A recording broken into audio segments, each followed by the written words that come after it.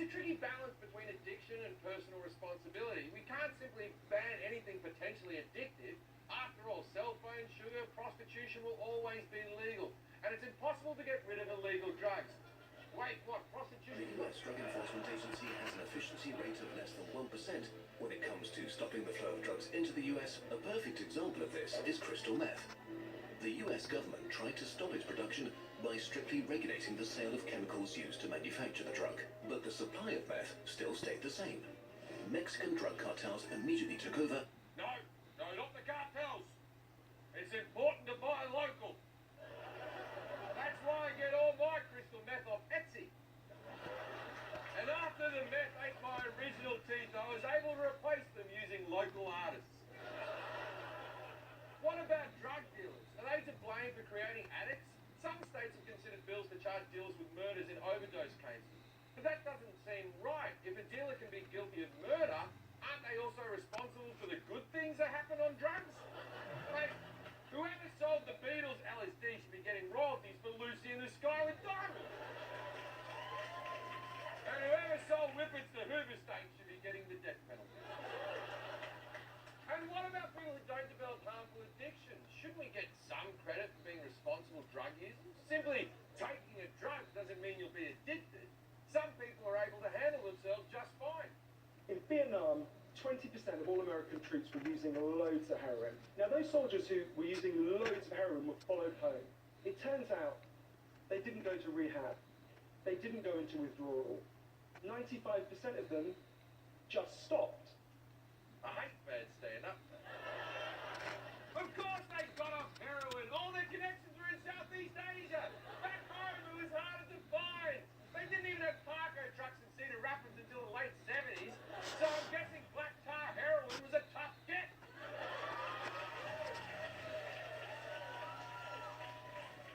We usually try to keep people from becoming addicted to drugs by imposing strict laws and harsh punishments. But the truth is, people do better when they're allowed to be responsible for themselves. Portugal became the first country in the world to decriminalise all drugs. Users aren't considered as criminals, but rather treated as patients in a health-first approach. Those using heroin has fallen from about 100,000 to around 50,000 today. Way to go, Portugal, or as I call you, the New Zealand of Spain. There's always a risk involved in anything potentially addictive, and the person who chooses to indulge always bears some responsibility. But instead of casting blame, the right way to fight a drug crisis is by empowering people to help themselves, by giving them access to affordable rehabilitation and social services that won't let them I couldn't even get through it. That'll never happen in America. We need new ideas. If gamification is a way to make unfun things seem more fun, then maybe we need to ungamify drugs so they seem less fun. Make them harder and more annoying to do. This'll work. For instance, you want ecstasy? No problem. You just have to get it from the DMV. Oh, you want to experience total bliss, do you? Sorry, that's Form 545B. This is the line for Form 545D. Also, we're closed. Come back tomorrow when we're fully booked. Or maybe you're addicted to sugar. You can still eat all the donuts you want, but like other drugs, they'll be cut with impure things you don't want, like broccoli and glass. But I'll tell you how we really end drug addiction. We get rid of the one thing they all have in common. Plastic. Plastic! Think about it. No more Ziploc baggies to sell drugs in. 1-inch baggies are only good for two things. Cocaine and packing a school lunch for a mouse. And if you're packing a mouse lunch, you're probably doing cocaine. Plastic, I tell ya!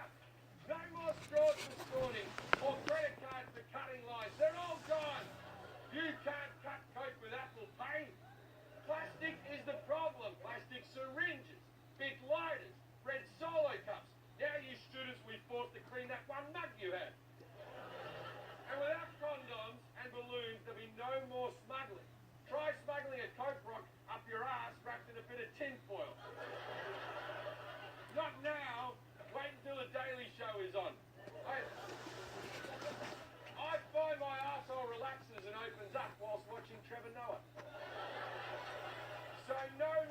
fantastic. It's good for you, it's good for the